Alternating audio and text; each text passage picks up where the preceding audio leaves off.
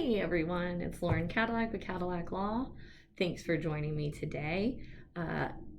Below, you should see buttons to like, subscribe, comment, do all of those things. If you leave a question in the comments, we'll be sure to answer them.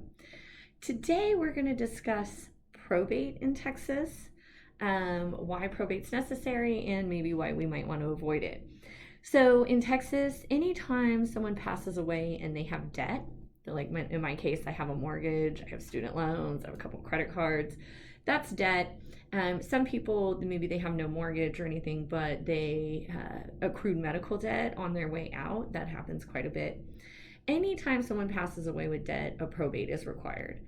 Whether or not they have a will, it can be avoided in certain instances. I'll get into that in 1 second. But as a general rule, if you have debt and you pass away in Texas, a probate will be required. What is probate? That's where we go to a judge and we say, this person has passed. If there's a will, we say, here's the will, here's what they want to do. And then we get the executor appointed and we do things according to the will. Or if they pass away with no will, we have an ad litem appointed and we determine the heirs. We have an heirship proceeding, and then they move forward with the administration of the estate.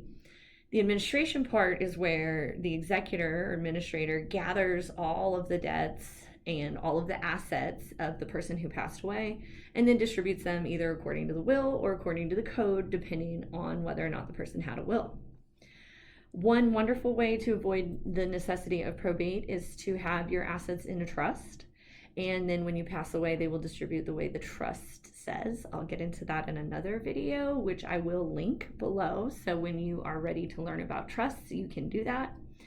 Another way to avoid probate, so to speak, if someone's only asset is their home and there's no debt associated with that asset, we can often do something called a ladybird deed or a transfer on death deed. I personally prefer ladybird deeds, and that will just transfer that property without having any need for any kind of judicial action. Just a simple recording of your death certificate with an affidavit of death will suffice. Probate can be drawn out, and in certain situations, I do think it's something that should be avoided.